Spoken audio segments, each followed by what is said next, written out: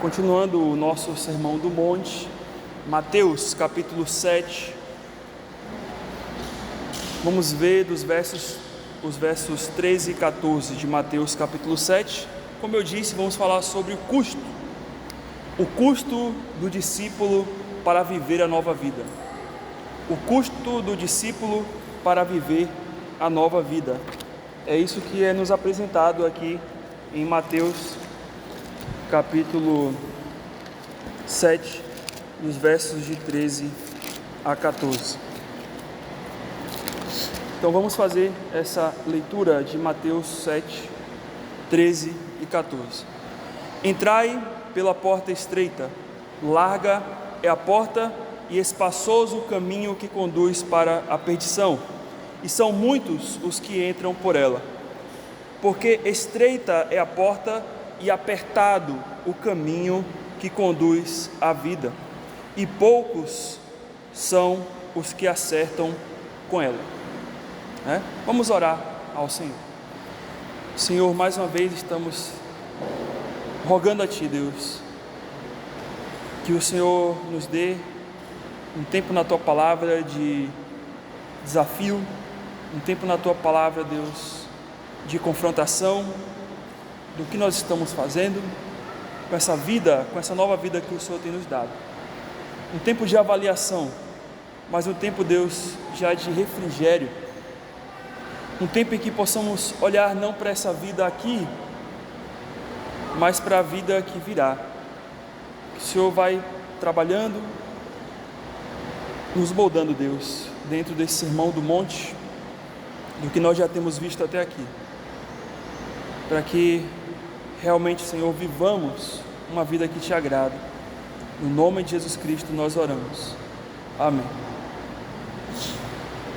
O Senhor, mais uma vez, vai utilizar aqui de analogia. Então a gente vai notar que sempre no Sermão do Monte aqui, o Senhor está utilizando de analogias.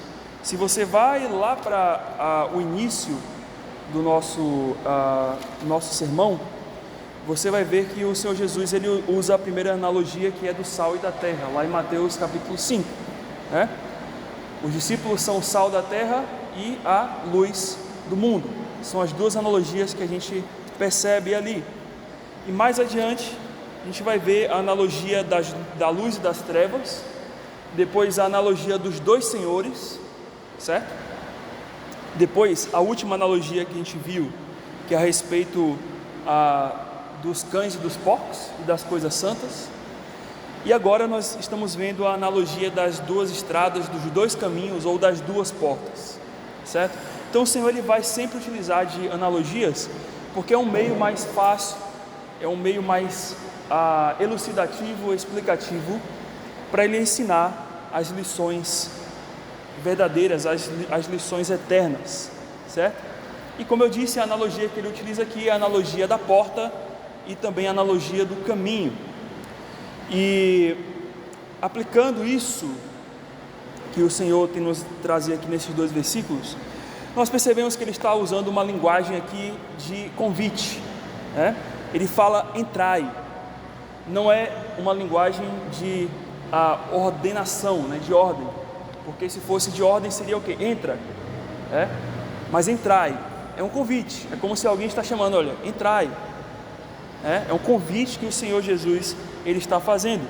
E nós sabemos que um convite não é uma ordem, estritamente, não é uma ordem, mas é uma opção do qual você aceita ou não seguir por aquele convite.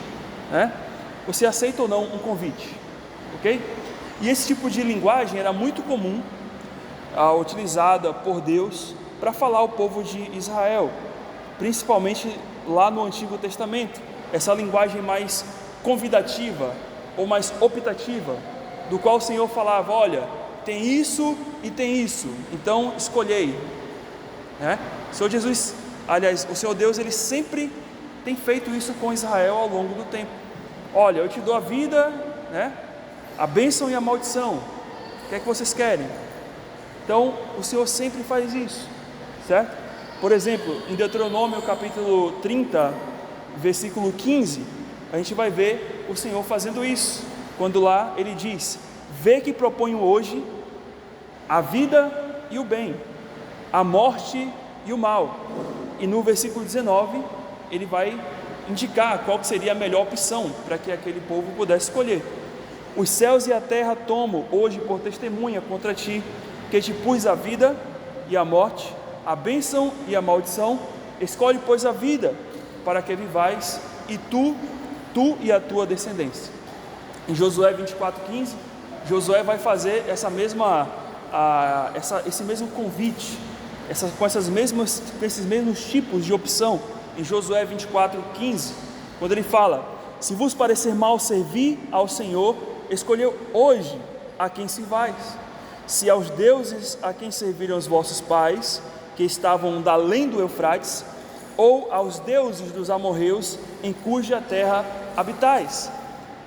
Mas ele fala, porém, eu e a minha casa serviremos ao Senhor.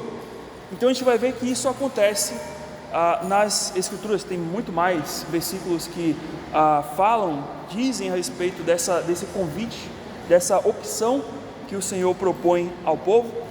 E não era diferente que o Senhor Jesus ele utilizasse esses mesmos estilos de linguagem e semelhantes analogias, certo? Então, diante disso, irmãos, é nítido que a gente, ao ler esses dois versículos, a gente aqui está falando de salvação, certo?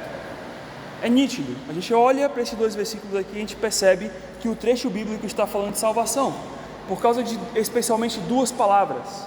A primeira palavra é aqui a palavra perdição, no versículo 13, certo? O caminho que conduz para a perdição, ou a porta que vai conduzir para a perdição. E no versículo 14, ele vai falar aqui sobre o caminho que conduz para a vida, ou a porta que conduz para a vida. Isso são analogias, ou melhor, são sinônimos das palavras, ou dos termos que nós conhecemos: vida eterna e morte eterna, certo? E aí, quando eu era criança, geralmente esse versículo aqui era muito utilizado na EBD, certo? Então, para a criança é muito fácil ela entender essas analogias, esses símbolos, do que significa isso, a porta, o caminho.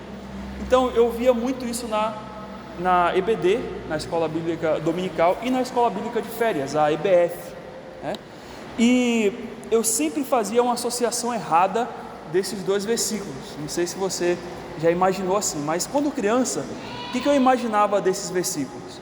Eu imaginava que quando a gente morria, a gente ia para um lugar, e nesse lugar, que não era o céu nem o inferno, era apresentado então duas portas e dois caminhos, Tinha a porta e dava para ver o caminho que estava atrás da porta, certo? E eu imaginava que, olha, se a salvação em Deus está nessa questão de escolher o caminho, então é só a gente morrer, a gente vai para esse lugar onde vai ter as portas e os caminhos, e aí, logicamente, eu vou olhar para a porta mais estreita, eu vou olhar para o caminho mais estreito, e não vou ter dúvida de que qual porta ou qual caminho eu vou escolher, certo? Errado, Mas é uma ideia que a gente tem, Quando criança eu tinha essa ideia, não conhecia toda a teologia, não era realmente salvo, mas a gente tem essa noção e essa ideia. Obviamente seria fácil se fosse assim, Imagine, você vive com a sua vida aqui de qualquer jeito, e aí vai te apresentar um cenário depois da morte, do qual você só vai escolher qual a porta que vai te levar ao céu. Seria maravilhoso isso. Mas, claro, irmãos, que não é essa a interpretação, não é assim que nós somos salvos. E aqui, irmãos, nós notamos então claramente que o Senhor Jesus ele está fazendo uma associação com outros versículos, com outras falas dele a respeito do que é o caminho e do que é a porta. Logicamente nós sabemos que quando aqui é dito a porta estreita e o caminho estreito, nós estamos falando de quem é essa porta estreita e quem é esse caminho estreito? Do próprio Jesus Cristo, certo? Em João 10:9 vai nos dizer o que? O Senhor Jesus vai dizer que eu sou a porta. Se alguém entrar por mim, será salvo. Então aqui a gente percebe nitidamente que Cristo é a porta. E em João 14:6 vai dizer que eu sou o caminho. Então, nitidamente, a gente percebe isso. Então, não é esse cenário como eu imaginei quando era criança, mas pelo contrário, aqui está falando a respeito de Cristo, da salvação em Cristo. Só que, irmãos, o ensino desses dois versículos, eles não vão se restringir apenas a apontar que Jesus Cristo é a porta e é o caminho verdadeiro que vai nos conduzir à vida eterna. Mas esses dois versículos, eles têm como alvo abordar também o custo do discípulo para que ele alcance ou chegue a esta vida eterna que é proposta pela salvação em Jesus Cristo. De fato, nós não temos dúvidas que Jesus pagou todo o preço dos nossos pecados, todo o custo necessário para nos dar a vida eterna por meio do seu sacrifício na cruz, certo? Mas não é necessário que a gente faça qualquer outra coisa, porque o sacrifício de Cristo ele cobre. Porém, o Senhor Jesus diz aqui que, apesar de nós sabermos dessa verdade tão maravilhosa, que o Senhor pagou o preço por nós, para que possamos então alcançar essa verdadeira vida, nós temos um custo de deixar essa vida. Para que possamos alcançar aquela verdadeira vida eterna, o Senhor Jesus, que já nos deu essa vida eterna, nos chama a um custo nesta vida, a um custo, a maneira de viver nesta vida. Nós teremos um custo na maneira que nós vivemos esta vida.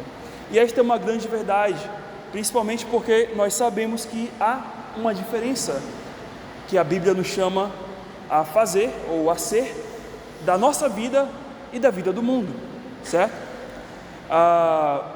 Da vida ao estilo do mundo e da vida ao estilo de Deus. Mas, irmãos, no momento em que nós professamos a fé em Cristo Jesus, de fato, não apenas um custo é apresentado na cruz. Quando Cristo morre na cruz, Ele não apenas está dizendo assim: olha, eu estou morrendo por vocês. Não é só esse custo que é apresentado ali na cruz, mas existem dois custos, sabia disso? Existe o primeiro, esse custo que eu falei, o custo da vida de Jesus por nós. Mas quando nós somos salvos, quando Deus nos chama para a salvação, Ele também está nos apresentando um outro custo, que é o custo da nossa vida para viver como Jesus viveu. Então, é isso que Deus faz na cruz. Na cruz Ele está falando: olha, eu morri por você, mas agora, eu morri para te dar vida, mas agora eu estou te chamando, eu estou te convidando não só para essa vida, mas para que também você morra, se necessário, por mim, no sentido até literal, mas no sentido espiritual, que você morra dessa sua vida, que não mais te pertence, porque agora você tem a minha vida. Então, na cruz, nós temos o custo de Jesus por nós, mas também nós temos o custo, Ele nos chama a esse custo da nossa vida para viver a vida dele. E assim, meus irmãos, como Jesus então pagou o preço para nos dar vida, nós temos alguns custos aqui dentro de Mateus 7, 13 a 14, que somos chamados então a tomar. Alguns custos que nós somos chamados a tomar, uma vez que nós temos agora essa nossa nova vida, Nós temos uma nova vida. E aqui, o primeiro custo que nós podemos entender e observar dessa passagem é o custo da abstenção daquilo que nos leva ao pecado. O versículo 13 vai nos dizer o seguinte: entrai pela porta estreita, pois larga é a porta e espaçoso o caminho que conduz para a perdição. Então este é o primeiro custo que Jesus nos chama a tomar, é que nós precisamos nos abster das seduções pecaminosas do mundo, e eu vou explicar isso conforme eu falei aqui no versículo. O versículo aqui fala: pois larga é a porta e espaçoso o caminho que conduz para a perdição. Ou seja, existem duas portas e dois caminhos, como a gente pode perceber. A porta e o caminho aqui, que conduz à perdição, é a porta larga. E aqui Cristo usa o termo largo, né? Em oposição ao termo estreito, ou o termo curto, né? Ou o termo apertado. E quando nós falamos de porta e caminho largo, o Senhor Jesus aqui ele está apontando exatamente para a vida do mundo, aonde o quê? O mundo aceita tudo e todos. No mundo há espaço para tudo e todos. No mundo não há qualquer distinção ou critérios, porque se ele vai aceitar tudo e todos, então eu tenho que fazer o quê? Eu tenho que aumentar os critérios, né? Ou reduzir. Eu tenho que reduzir. Então, se não há critérios, se não há distinção e tudo cabe, então esse é o mundo. Essa é a maneira como o mundo vive. Então, para que eu vou limitar as coisas? No mundo, a modo de viver no mundo não há verdade, porque tudo é relativo, e onde tudo é relativo, tudo se encaixa. Então eu posso dizer que o azul é verde, mas o outro pode dizer que o azul é branco, e tudo vai se encaixar porque é relativo. Não há verdades, não há padrões, não há algo em que exatamente seja o correto ou o falso, o verdadeiro ou o falso. O que há é a minha opinião, a sua opinião, e todos nós nos reunimos e falamos a mesma língua, entre aspas, e tudo está bem, e tudo está certo.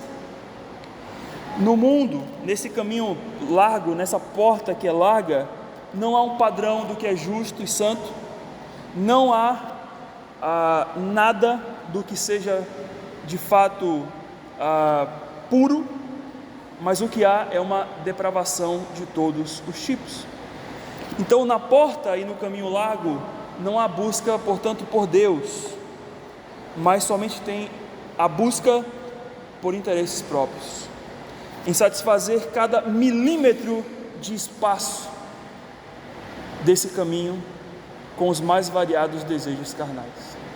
É isso que é a porta larga, é isso que é o caminho largo.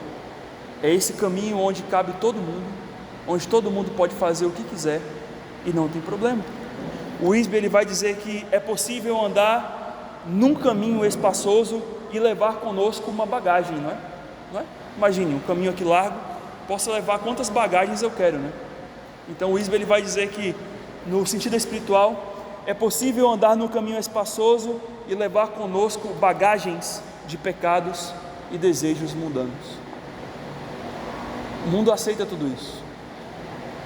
Você pode pecar contra Deus lá no mundo e o mundo não vai falar assim: ei, você está errado. Você pode fazer o que você quiser lá no mundo e o mundo não vai te condenar. Mesmo que o mundo tenha alguns padrões, mas ainda assim vão existir pessoas que vão aceitar até mesmo aquilo que você fez e vão dizer que não, aquilo está correto. Vão te aceitar. Porque no mundo tudo e todos cabem. Porém, irmãos, Cristo nos diz que essa porta e esse caminho, como nós acabamos de ler, nos conduz à perdição. Conduz à perdição. Portanto, irmãos, nós não somos chamados para esse caminho.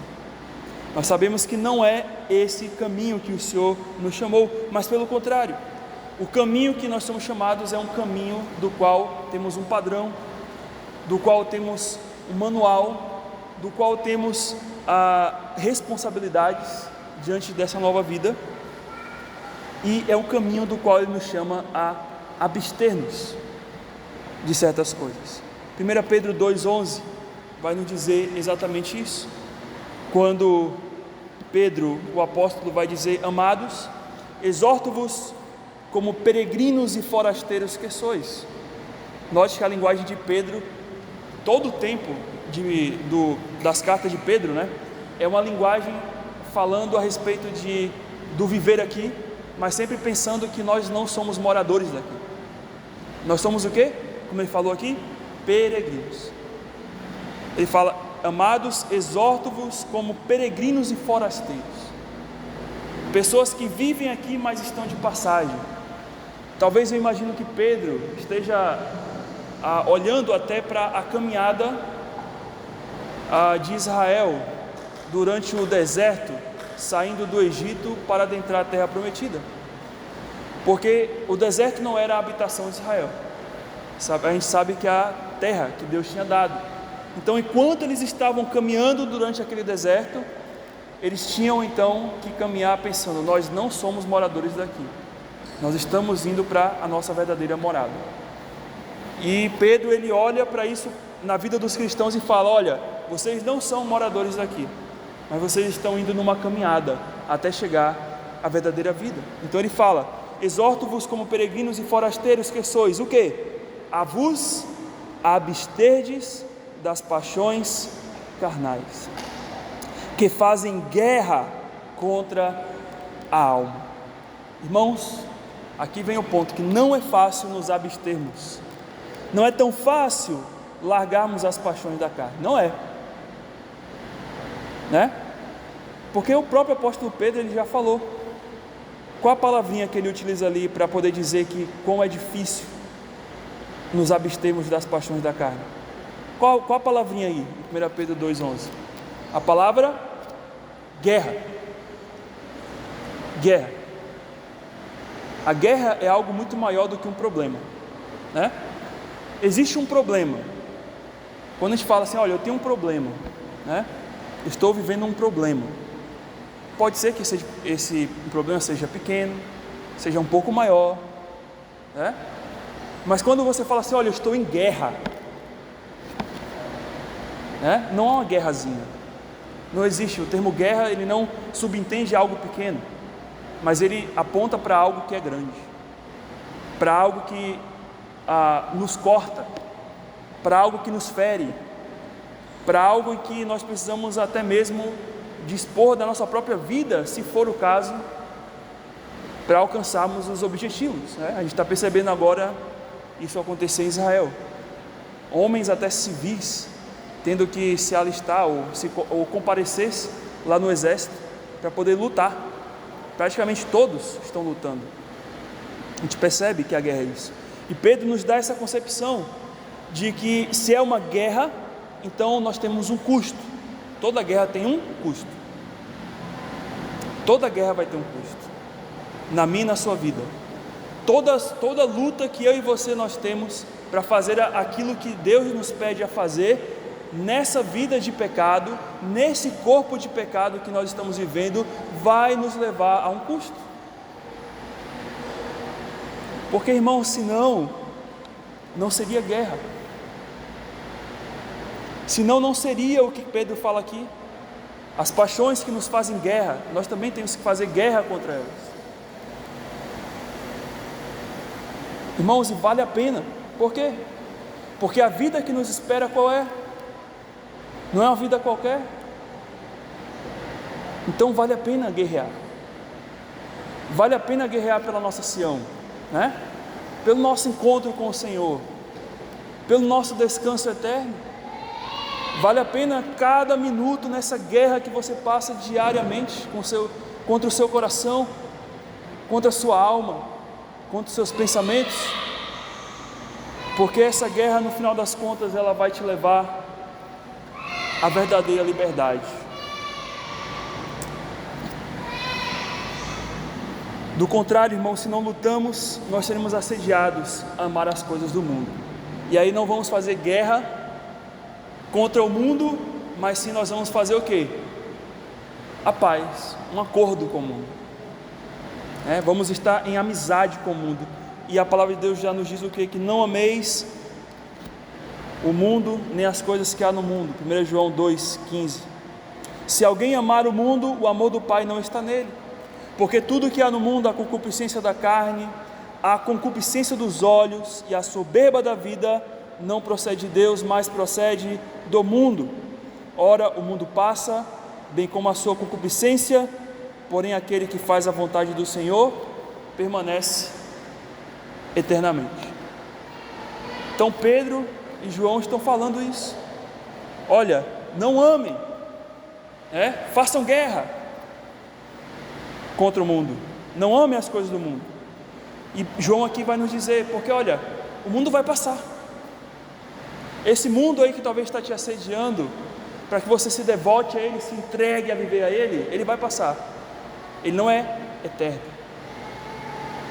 Mas você que mantém essa vida que Deus te deu, você que faz a vontade de Deus, você vai permanecer. O mundo vai passar, mas você vai permanecer. E você vai ver essa verdadeira vida. Ou seja, irmãos, se nós queremos nos abster do que nos leva ao pecado, nós precisamos então fazer guerra. E fazer guerra é um custo, gera um custo. E é isso que nos é dito aqui no versículo 13. Essas pessoas que entram pela porta larga e pelo caminho espaçoso, elas não estão fazendo guerra. Elas não vão fazer guerra. Elas vão se aliar com o mundo.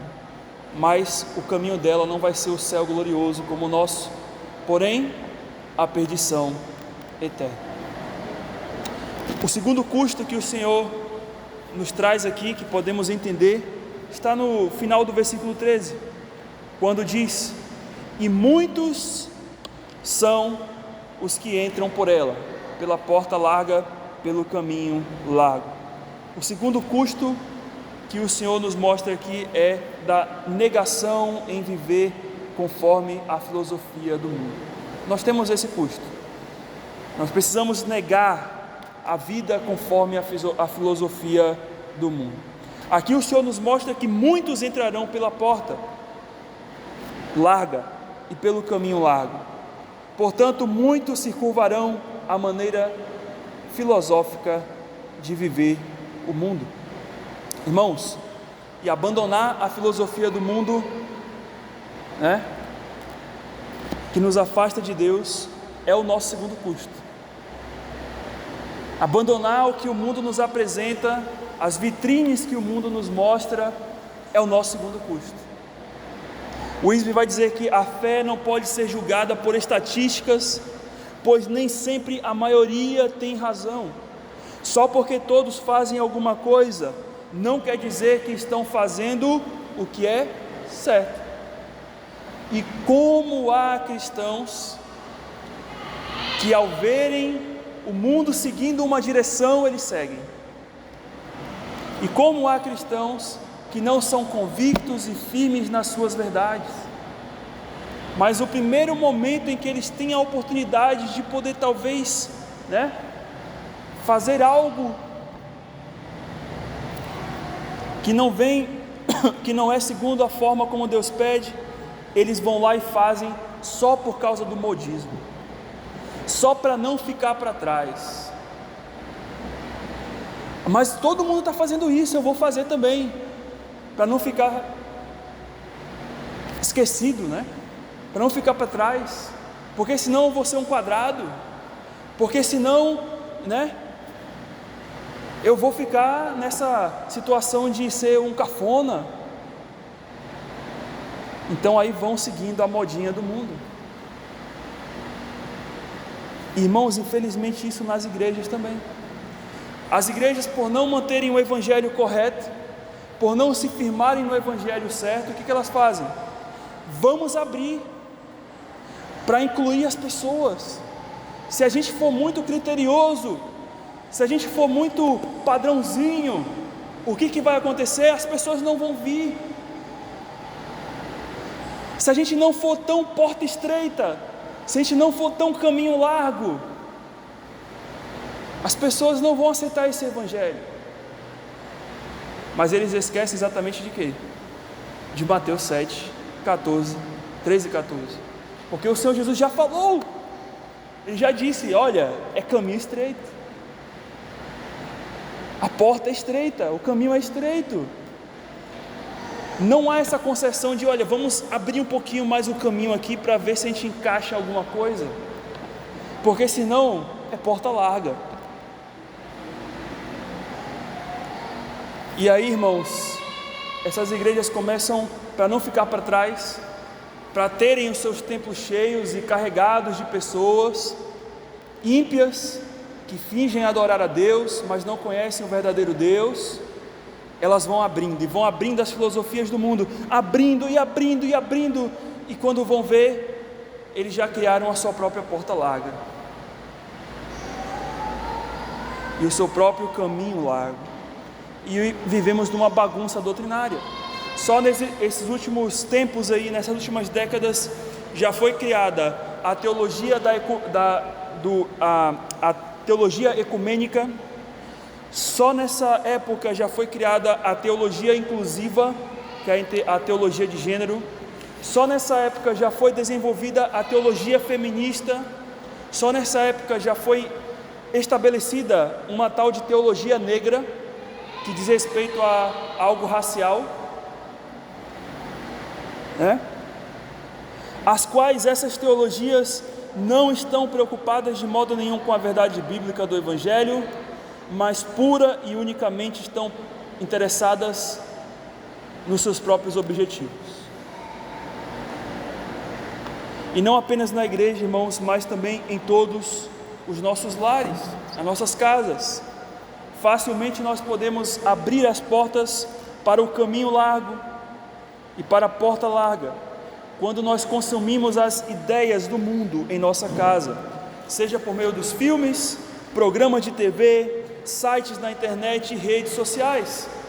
Com certeza existem mais cristãos que decoram frases de filmes e séries, que decoram mais a vida dos atores, das atrizes, dos cantores e das cantoras deste mundo, que decoram mais as coisas das redes sociais do que versículos da Bíblia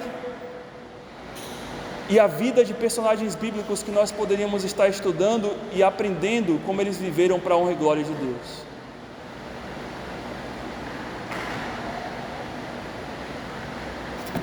Irmãos, se nós quisermos viver a nova vida em Cristo, nós precisamos entender que não podemos escolher andar em dois caminhos ou entrar ao mesmo tempo em duas portas. E é isso que muitos crentes querem fazer. Eles querem entrar em duas portas ao mesmo tempo, a porta de Deus e a porta do mundo, e eles querem caminhar em dois caminhos ao mesmo tempo, talvez com um pé num caminho, um pé no outro, né? Pensando que podem caminhar nos dois caminhos ao mesmo tempo, no estreito e no largo. Mas, irmãos, não podemos. Efésios 4, 22 e 24 vai nos dizer, no sentido que, quanto ao trato passado, vos despojeis do velho homem, que se corrompe segundo as concupiscências do engano, e vos renoveis do espírito do vosso entendimento, e vos revistais do novo homem, criado segundo Deus em justiça e retidão, procedentes da verdade. Não tem como o novo homem andar conforme andava o velho homem. Não tem como. Romanos 12, 2, nós conhecemos, não vos conformeis com este século, mas transformai-vos pela renovação da vossa mente, para que experimenteis a boa e perfeita e agradável vontade de Deus. Então não tem como, irmãos. Ou é ou não é. A vida que Deus nos chama em Cristo, ela é taxativa. Ou é estreito ou é largo. Não tem como andar nas duas coisas. Não tem como ser um novo homem e querer novamente vestir a roupa do velho homem. Não tem como. Não tem como ter a nova mente de Cristo e prontos para experimentar a boa e perfeita e agradável vontade de Deus e nos voltarmos às ideias e à mente do mundo e às filosofias do mundo. Por fim, meus irmãos, nessa nova vida nos é exigido caminhar contra a corrente do mundo, né? Eu não gosto assim muito daquela série The Chosen.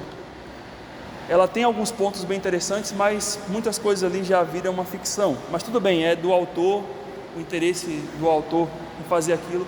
Mas eu gostei de algo que tem naquela série muito interessante. A entrada de abertura de cada episódio, do qual mostra o quê? Mostra os peixes, né? Peixes indo numa direção, numa corrente marítima, né? A ideia de peixes, ali tipo um videozinho, né? Onde tem peixes, formato de peixe, no caso não é um peixe, mas é como se fosse um desenho de peixes, né? Que estão andando ou que estão nadando numa direção, e acontece que enquanto esses peixes estão nadando para uma direção, acontece que alguns peixes eles voltam e nadam contra a corrente, né?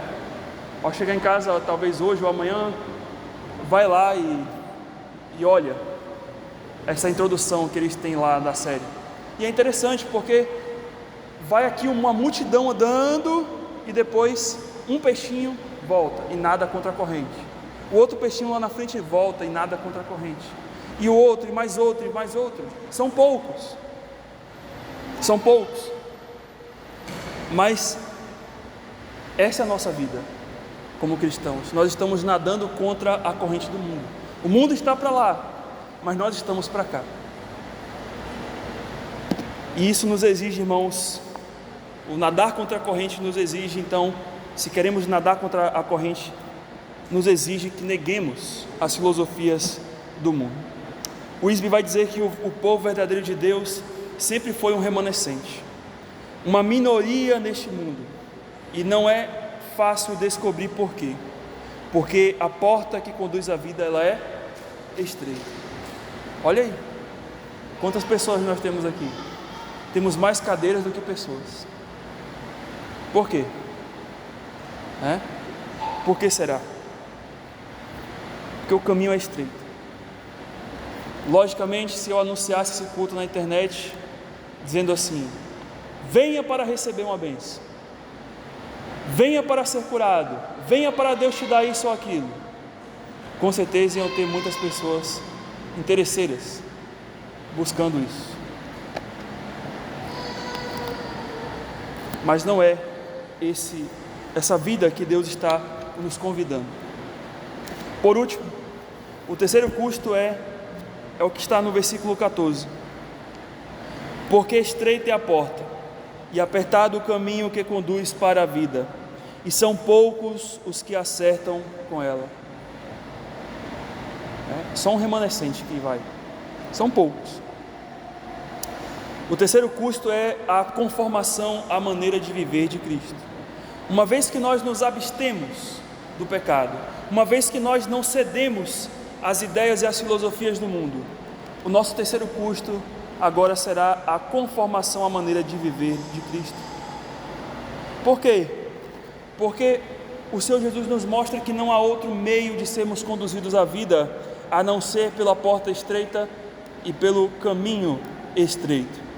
A porta e o caminho estreito o que significa a porta e o caminho estreito? Significa a conformação de nossa vida ao viver de Cristo. É isso que é a porta e o caminho estreito.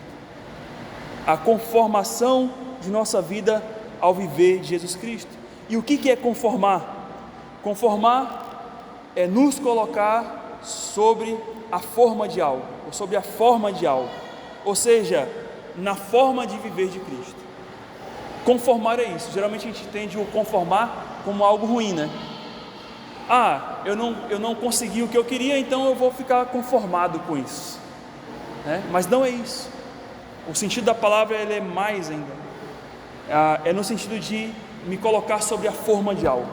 É dizer, olha, eu quero viver desse jeito. Eu quero me formar a isso. Eu quero ser formado nisso, né? É isso que é conformar. Então, é a gente nos colocar sobre a maneira como Cristo viveu. E esta conformação, irmãos, não é o que? Fácil. É difícil também.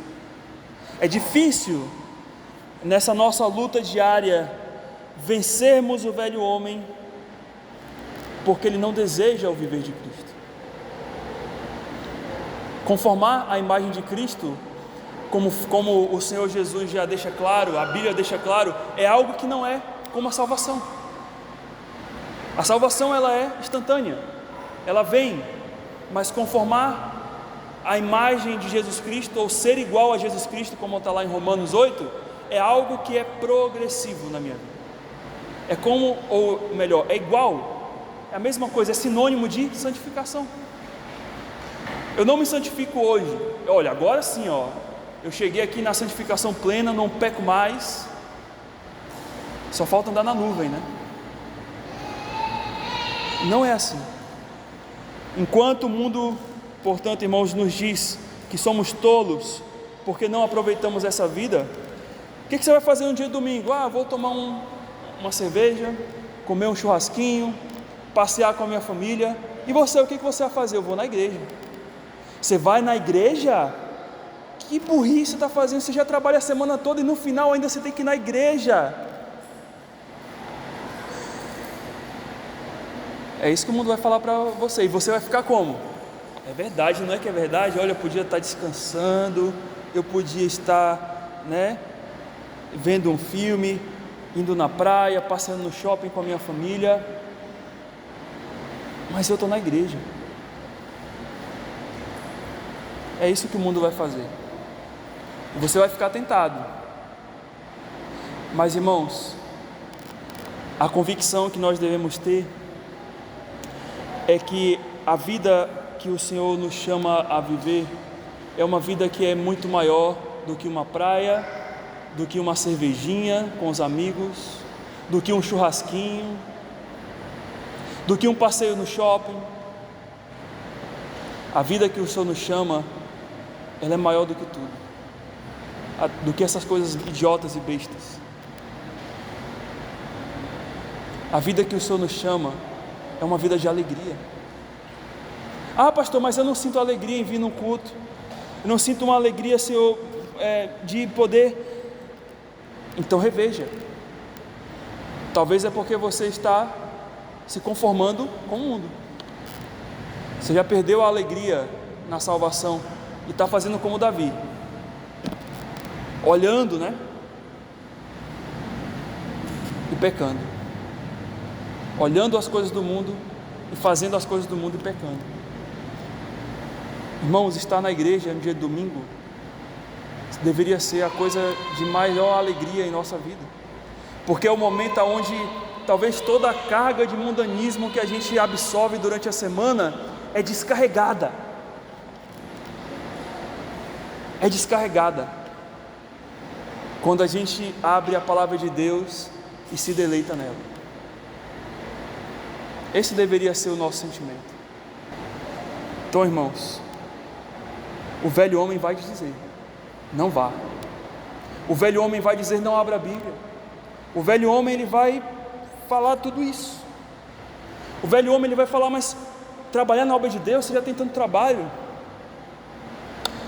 Se voluntariar para servir a Deus, você já tem tanta coisa. O velho homem vai dizer isso.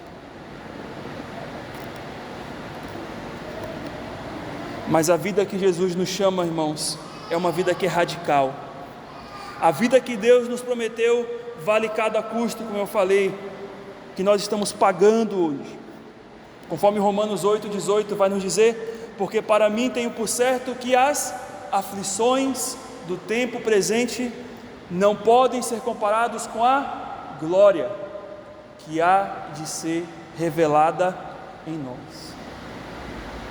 E é por isso que nós estamos aqui, porque vale cada segundo, porque vale cada milésimo de adorarmos ao nosso Deus, de sofrermos pelo nosso Deus, de guerrearmos pelo nosso Deus, por causa dessa glória eterna, que um dia nós vamos ter o privilégio de ascender aos céus e ver: esse aqui é o meu verdadeiro descanso, esse aqui é o meu verdadeiro churrasco, esse aqui é o meu verdadeiro shopping, é o meu verdadeiro parque, esse aqui é o meu verdadeiro passeio, um passeio pela eternidade. Esse aqui é a minha verdadeira viagem, é a minha verdadeira casa de praia, essa daqui é a minha verdadeira habitação. Vai valer a pena. Infelizmente, o Isbi vai dizer, muitas pessoas que creem falsamente em Jesus nunca vão deixar o caminho largo e tudo o que Ele pode oferecer. Por quê? Porque estão aqui. Eles não estão conseguindo ver a verdadeira vida. Lembra quando vocês, quem é mais, a gente, né, mais antigo aqui do que as crianças talvez não assistiram isso, mas tinha quando criança um desenho, um programa, acho que da Eliana, não sei, em que uma pessoa ficava dentro de uma cabine que não podia ouvir nada, e ela tinha apenas um microfone na frente dela e uma luz que acendia, e do lado de fora a apresentadora falava assim: você troca um pirulito por uma bicicleta. E aí, quando aquela criança que estava naquela cabine, né, quando aquela luz acendia daquela cabine, aquela criança só poderia dizer sim ou não. Lembra disso? E aí, quando a apresentadora falava, você troca o pirulito pela bicicleta, aí a criança que não estava ouvindo nada, só na cabine lá, olhando para a luz, quando acendia a luz, ela falava sim, né? E o mundo está assim, né? Você troca o pirulito pela bicicleta, eles não conseguem enxergar isso. Mas nós, irmãos, não temos essas amarras, nós sabemos o caminho. Então nós devemos dar graças a Deus por isso. Mesmo que esse caminho é difícil, é estreito, mas nós sabemos como chegar. Mateus 16, 25 vai nos dizer: porque aquele que quiser salvar a sua vida, perdê-la-á, e quem perder a sua vida, por amor de mim, achá-la-á. Ou seja, toda pessoa, portanto, que crê em Jesus Cristo, terá de deixar de viver a maneira do mundo, e passará, portanto, a viver uma nova vida, que é a maneira de Deus. Porque todo aquele que quiser salvar a sua vida vai perder, mas todo aquele que perde a sua vida, essa daqui, por amor de mim, vai achar a verdadeira. Então que possamos focar nisso, irmãos. É difícil? É, pastor. É custoso? É, pastor. Por quê? Cristo não falou que a porta seria legal. Cristo não falou que a porta seria um doce, que a porta seria bonita, que seria cheia de luzes, mas Cristo falou que a porta era estreita e o caminho apertado. Não é fácil, mas só que o que nos espera é muito melhor. Então por isso que nós lutamos hoje. Vamos orar ao Senhor. Senhor Deus, muito obrigado. Muito obrigado, Senhor, porque o Senhor nos chama para essa vida que é radical, essa vida, Deus, que o mundo não entende, essa vida, Deus, que o mundo realmente vai abandonar, vai nos ridicularizar, vai nos ironizar, muitas vezes quando nós pregamos o Evangelho. Mas, Senhor, não importa o que o mundo ache, o que importa é que nós temos essa promessa, e nós sentimos em nossa pele, e nós sentimos em nosso coração que o Senhor nos transformou e nos deu a vida eterna. Então, Senhor, baseado nisso, baseado, Senhor, na glória que há de nos ser revelada, que possamos, portanto, Deus, viver nos sofrimentos do tempo presente, custe o que custar, uma vida que te agrada, uma vida pela porta estreita, uma vida pelo caminho estreito, mas uma vida que vai nos conduzir à verdadeira vida. Então eu te louvo por isso, Deus. Reafirma, trabalha, tira as amarras, qualquer outra coisa, Deus, que tem nos levado a ficarmos mais frouxos em viver uma vida consagrada e junto a Ti, Deus. Oramos no nome de Jesus Cristo. Nos conserta. Amém.